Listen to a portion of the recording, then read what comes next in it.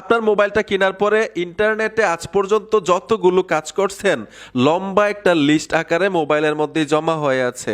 এর জন্য আপনার মোবাইলটা হ্যাং করে, স্লো কাজ করে এবং গরম হয়ে যায়। আপনি ডিলিট করেন নাই।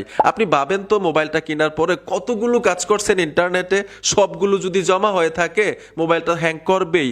ভাই সহজে দেখাবো ওই লম্বা লিস্টটাকে কিভাবে ডিলিট করতে হয়। আপনি সপ্তাহে না পারেন মাসে একবার হলেও এই সেটিংসটা মোবাইলের মধ্যে করে নেবেন। আপনার মোবাইলটা ফাস্ট কাজ করবে। মোবাইল থেকে একটা ব্রাউজার সিলেক্ট করবেন। সবচাইতে বেস্ট হচ্ছে গুগল ক্রোম। সার্চ বক্সে লিখতে হবে মাই অ্যাক্টিভিটি। এখান থেকে আপনারা মাই অ্যাক্টিভিটির উপরে টাচ করে দিবেন।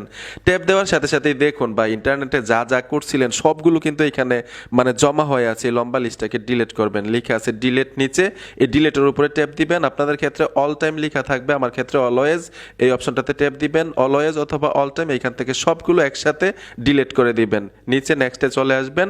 পুনরায় এখান থেকে খুব সহজেই ডিলিট হয়ে যাবে। দেখুন ডিলিট, সবগুলো একসাথে ডিলিট হয়ে গেল। মোবাইলটাও ফাস্ট কাজ করবে।